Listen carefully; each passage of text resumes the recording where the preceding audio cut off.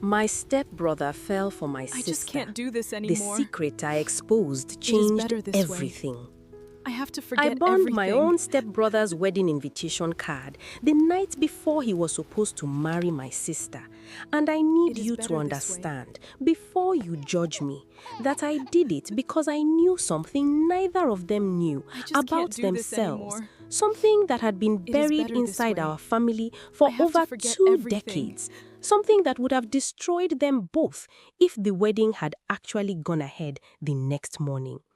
Stay with me till the very end, because what I uncovered in the 3 days before that wedding is not the story you are expecting.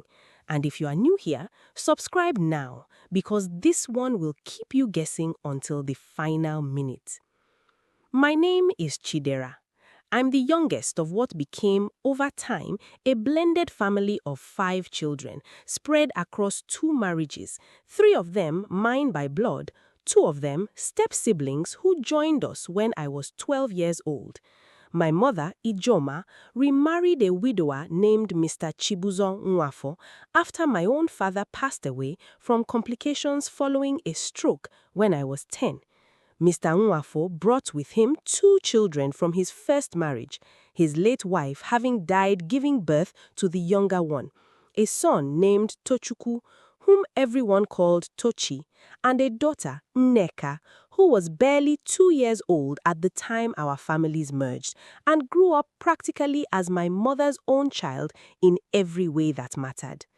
My older sister, Chiamaka, we call her Chichi, was 15 when the families merged, 3 years older than me, and she and Tochukwu, who was 17 at the time, developed a relationship over the following years that everyone around us always described affectionately as the 2 eldest, a pairing our parents seemed to lean on constantly, trusting them with responsibility over the younger children, expecting maturity from both of them long before either was fully an adult. For years, I watched them function almost like co-parents to the rest of us younger siblings, arguing sometimes the way real siblings do, but fundamentally a unit, inseparable, protective of each other in a way that felt to my 12-year-old eyes back then like the most natural thing in the world.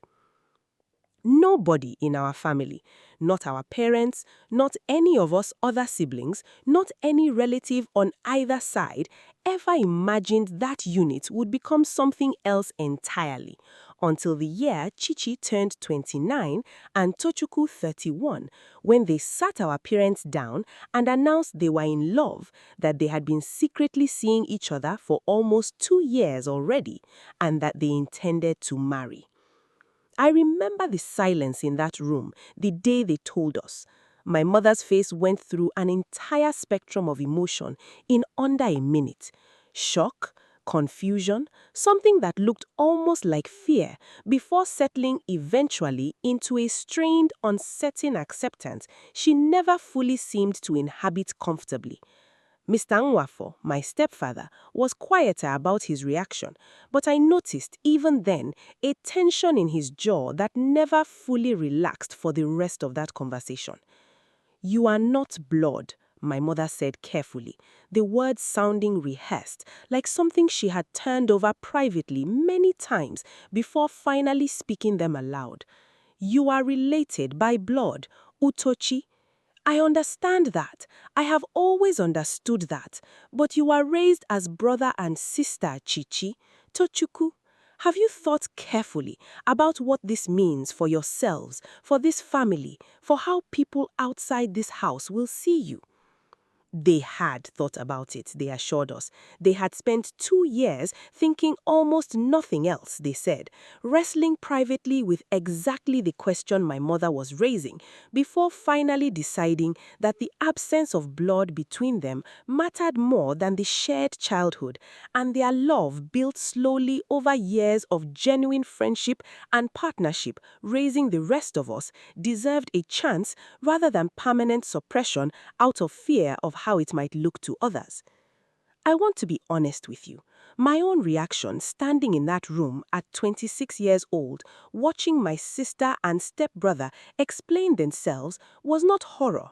It was something closer to a strange, unsettled recognition, a feeling I could not fully name at the time that sat in my stomach like a stone for reasons I did not yet understand.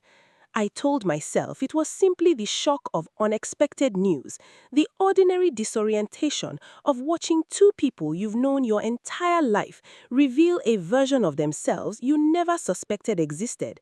I did not yet understand that some part of me already sensed something was wrong, something deeper than the ordinary complications of a step-sibling romance, a feeling I would spend the following weeks trying to trace back to its source.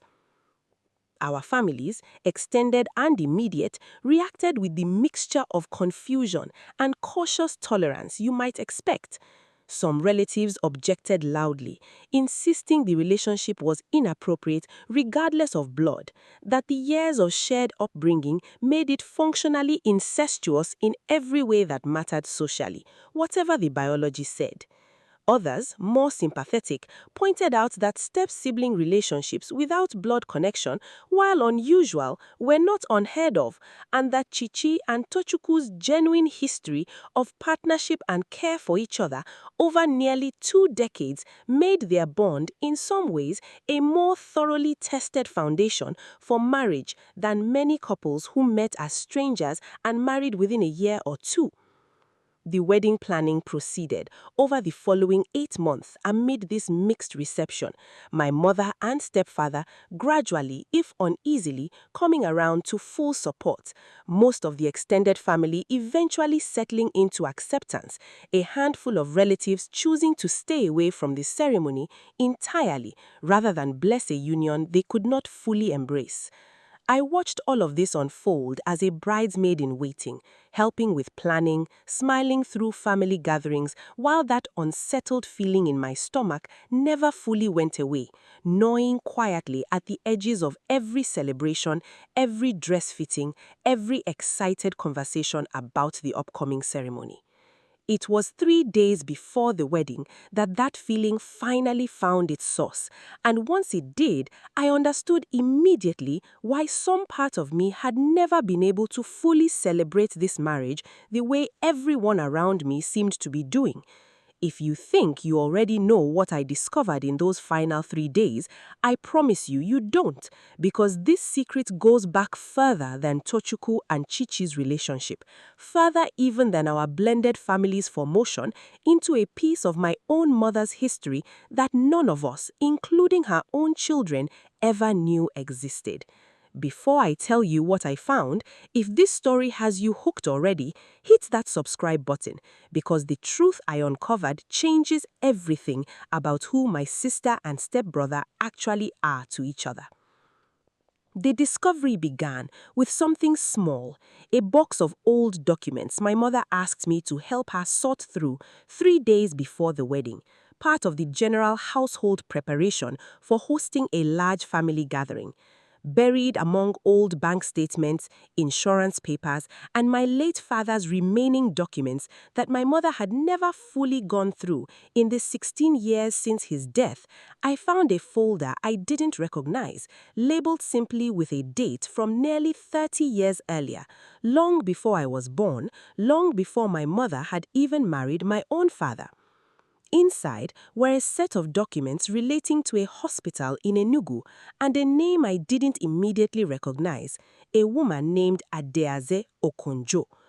Alongside the hospital documents was a single photograph, worn at the edges, of my mother, visibly younger, standing beside a man I didn't recognize, both of them holding a newborn baby. I want you to understand, this discovery alone would have been strange, but not necessarily alarming. People keep old photographs, old friendships, old chapters of their lives tucked away in forgotten boxes all the time. What made my stomach drop, what made my hands go cold holding that folder, was a birth certificate tucked behind the photograph, listing a baby girl born to my mother, Ijoma, and a man whose name I did not recognize, dated exactly 2 years before my mother met and eventually married my own father, a daughter I had never known existed. I sat on the floor of that storage room for a long time, staring at a birth certificate that suggested I had a half-sister somewhere in the world that my mother apparently had never mentioned in 28 years of my life. I brought the folder to my mother that same evening, my hands shaking as I laid it before her, watching her face go through the same spectrum of shock I'd seen the day Chichi and Tochukwu announced their relationship, except deeper this time, more raw, a woman confronted with a piece of her own buried past she clearly believed had been permanently sealed away. "Where did you find this?" she asked, her voice barely a whisper. "In the storage room, Mommy. Who is this? Do I have a sister I've never met?" My mother was quiet for a long time, her hands trembling slightly as she touched the edge of that old photograph. "Her name was Ada," she finally said. "I was very young when I had her, Chidera. 19 years old, involved with a man my own family disapproved of strongly. A relationship that ended badly, painfully, before Ada was even a year old. My parents, your grandparents, were deeply ashamed. In that era, in our community, an unmarried teenage pregnancy carried enormous stigma. They made a decision. One, I was too young and too powerless to fully resist at the time, to give Ada up for informal adoption, arranged quietly through a family friend, a woman who could not have children of her own and desperately wanted a daughter. "Did you ever see her again?" I asked. "Do you know what happened to her? Where she is now?" "For years, no," my mother said.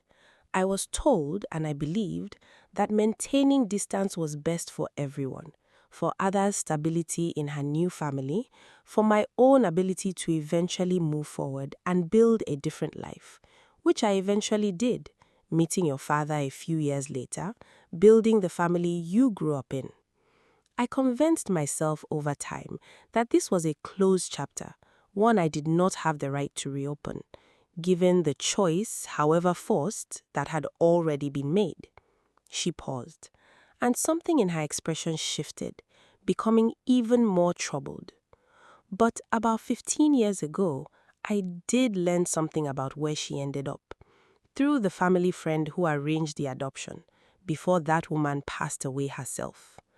I learned that Ada had been raised, eventually, by an extended family connection here in Lagos, after some complications in her adoptive household. I learned her adoptive name."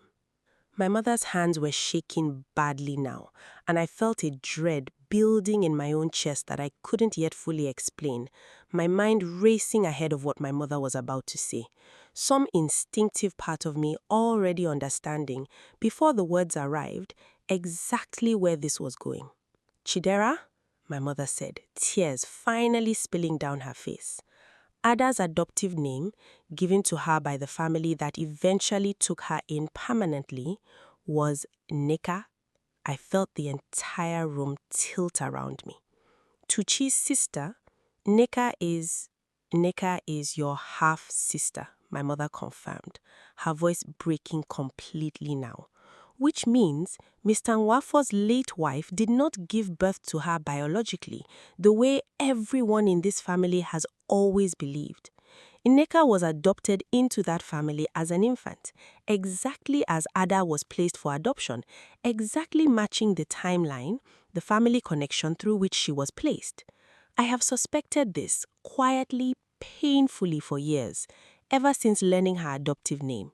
Never wanted to disrupt Nneka's stable life within your stepfather's family by raising a question that could shatter everything she understood about her own identity. I sat there, absorbing an entirely new dimension to a family history I thought I fully understood. Nneka, the little sister I had helped raise since she was 2 years old, believing her to be my stepfather's biological daughter with his late wife, was, if my mother's suspicion was correct, actually my mother's biological daughter given up for adoption decades earlier, unknowingly reunited with our blended family through circumstances none of us could have possibly predicted. But that revelation, as enormous as it was was not yet the piece that mattered most for the wedding happening in 3 days. Because if Ineka is my mother's biological daughter, and Mr. Nwafo's late wife adopted her as an infant, that makes her my full biological sister, not simply a stepsister, a complicated enough revelation on its own. But it also meant something else, something that struck me with sudden, horrifying clarity as I sat there processing everything my mother had just revealed. If you're bracing yourself for the final piece of this puzzle, take a breath, because this is the twist that changes absolutely everything about the wedding my family was 3 days away from celebrating. And if this story has kept you glued this long, now is the moment to subscribe, because what I realized next is the reason I burned that invitation card. "Mummy," I said slowly, my mind racing through the implications. "If Nika is your biological daughter, and Mr. Nwafo's late wife adopted her as an infant, that makes her not only your biological daughter, born 2 years before you met my father. Who is her biological father?" My mother's face went completely white, understanding arriving in her expression at the exact moment I watched her mind reach the same terrible conclusion mine had just reached. "The man I mentioned, the relationship my parents disapproved of so strongly when I was 19 years old. Chidera, that man," she stopped, pressing her hand to her mouth, unable to complete the sentence. "Was Mr. Nwafo?" I finished for her, the words tasting like poison as I spoke them. "Wasn't it? That's why you recognized the surname when you learned Nika's adoptive name all those years ago. That's why you've been carrying this secret so quietly, so painfully for 15 years, terrified to even confirm it fully to yourself." My mother nodded, tears streaming freely now. "I did not know when I married your stepfather that this was the same man from my past. He went by a slightly different first name in those days, a nickname his family used that he apparently stopped using as an adult. It took me years after our marriage, piecing together small details from his own occasional stories about his youth, to become suspicious that he might be the same man. And then, learning Eneka's adoptive name years after that, watching the pieces slot together with a certainty I didn't want to accept. Chidera, if I am right about this, and I believe now, having said it aloud, that I am completely right, it means Nneka is not only my biological daughter, she is also your stepfather's biological daughter, from a relationship he had with me decades before either of us knew each other as anything more than strangers who would later marry different people first. I sat there, the full architecture of this impossible situation finally visible in its entirety. Nneka was not simply my mother's daughter, unknowingly adopted into our blended family. She was the biological daughter of both my mother and my stepfather, conceived decades ago before their eventual marriage to each other, separated at birth and reunited without anyone's knowledge inside the very family that would eventually form when her two biological parents finally, independently, found their way to marrying each other so many years later. Which meant Tucci, raised as Nneka's brother his entire life, sharing a father, was, in the most direct, undeniable biological sense possible, actually her full brother. Not a stepbrother without blood connection, the way everyone in our family had always assumed. Her actual biological full sibling through their shared father. A father who had never known his own daughter, given up decades earlier, would return to his life disguised as an adopted addition to his second wife's blended household. And Chichi, my sister, 3 days from marrying Tucci, was, through this same tangle of hidden history, not related to Tucci by blood at all, exactly as everyone had always believed. Her relationship remained exactly what everyone thought it was, a step-sibling romance without blood connection.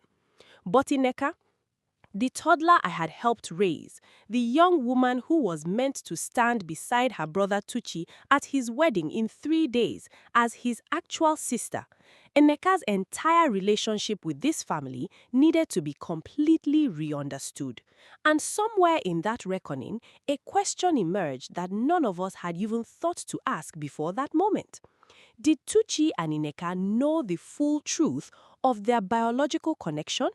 Or did they too spend their entire lives believing something about their relationship that was not actually true?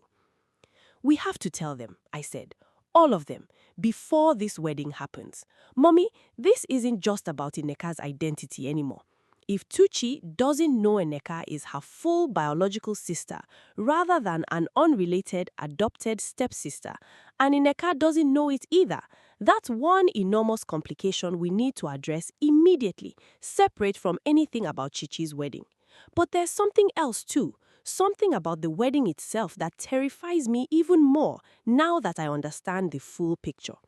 What do you mean? My mother asked. Mommy, I said slowly, forcing myself to voice the fear that had been building since the moment the full picture became clear. Eneka is your biological daughter, and Chichi is also your biological daughter. Doesn't that make Chichi and Eneka full biological sisters too? Which means Chichi has been raising, alongside the rest of us, a full sister she never knew was her full sister. That's disorienting, but it's not dangerous to anyone. But think about what it means for the actual wedding happening in 3 days. Tuchi is marrying Chichi. Tuchi shares no blood with Chichi. That part of the equation is still completely fine, still exactly what everyone believes it to be. But if word ever gets out about any of this, about Ineka's true parentage, about the fact that this family is now revealed to be far more biologically tangled than anyone imagined, it will follow all of us forever, including into Chichi and Tuchi's marriage, whether or not their own specific relationship remains biologically uncomplicated. And Ineka, Mommy, Ineka is supposed to stand up at that wedding in 3 days as Tuchi's sister, believing a version of her own identity that isn't true, without any preparation for a truth this enormous being sprung on her in the middle of wedding festivities, or worse, discovered by accident, the way I discovered it the worst possible moment. My mother sat in silence for a long time, absorbing the full weight of the decision now facing us. What do you think we should do? She finally asked, her voice small, the confident woman who had raised 5 children across 2 marriages, suddenly looking in that moment as uncertain as I had ever seen her. I thought about it carefully, turning the question over from every angle I could manage in the limited hours we had left before the wedding was scheduled to proceed. I think, I said, that Tuchi and Ineka deserve to know the truth about their own biological connection before this wedding happens, regardless of how it affects the timeline. Not because it changes anything about Chichi and Tuchi's relationship directly, it doesn't, not biologically, but because Ineka has spent her entire life believing something false about her own origins, about who her biological parents are, and she deserves the chance to understand that truth on her own terms, privately, with support, rather than stumbling into it accidentally someday the way I did tonight.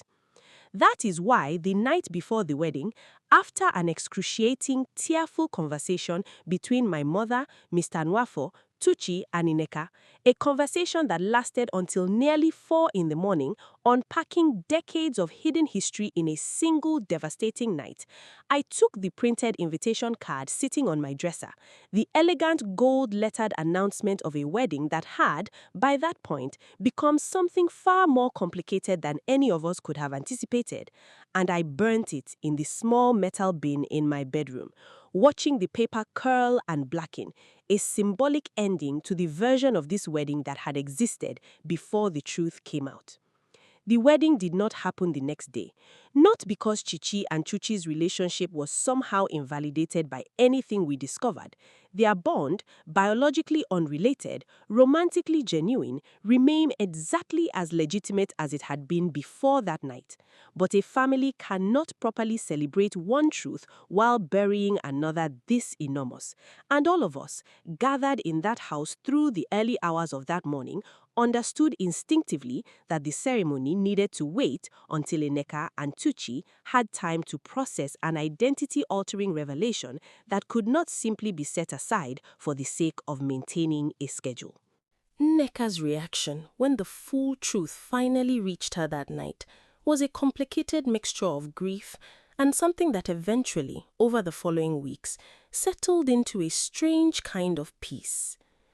I always felt something was slightly different about my place in this family, she told me later, once enough time had passed for her to speak about it with some distance. Not unloved, never that, but different somehow, in ways I could never name. Learning the truth didn't erase the family that raised me. It just added a layer of understanding I didn't have before about why I sometimes felt that quiet distance I could never explain. Tochi's reaction was harder, more turbulent. A man forced to reconcile a lifetime of understanding himself as an only child by blood within his father's household, suddenly discovering a full biological sister he had known his entire life without knowing what she truly was to him. He and Nneka spent months afterward rebuilding their relationship on this new foundation, and I watched, over that following year, something genuinely beautiful emerge from the wreckage of that devastating revelation. A brother and sister who chose, deliberately, consciously, to deepen their bond once they understood its full truth, rather than letting the shock fracture what they had spent 20+ years building together. Tochi and Chichi did eventually marry, 6 months later than originally planned, in a smaller, quieter ceremony than the elaborate wedding we had originally prepared, attended only by those who had walked through the full, complicated truth alongside them. My mother and Mr. Nwafo's own marriage survived the revelation of their shared, painful history, though it required months of difficult, honest conversation to rebuild trust that had been quietly undermined for years by a secret neither of them had fully known the other was carrying. I think often about that night I sat on the storage room floor, holding a birth certificate that unraveled an entire family's understanding of itself. I think about how close we came to celebrating a wedding without ever discovering the deeper truth tangled beneath it. How easily Nneka might have gone her entire life without understanding who she truly was. How easily Tochi might have stood at an altar surrounded by a family history he fundamentally misunderstood. I burnt that invitation card not to destroy my sister's wedding, but to protect this family from building its future on a foundation none of us fully understood. And watching everyone rebuild, slowly, honestly, over the following year, I believe, more firmly than I've believed almost anything else in my life, that some truths, however devastating in the moment, are the only foundation strong enough to actually hold a family together in the end. If this story kept you on the edge of your seat the way I hope it did, please subscribe before you go, because there are so many more layered, twist-filled stories like this one waiting for you. Drop a comment and tell me honestly, if you discovered a secret this enormous 3 days before a family wedding, would you have found the courage to delay everything and expose the truth the way I did? Or would you have stayed silent to protect the celebration everyone had already planned? I read every single comment, and I would genuinely love to know what you would have done in my place. Until the next story, take care of yourselves, and remember, the truth may arrive at the worst possible moment, but it is always better than a lifetime built on not knowing.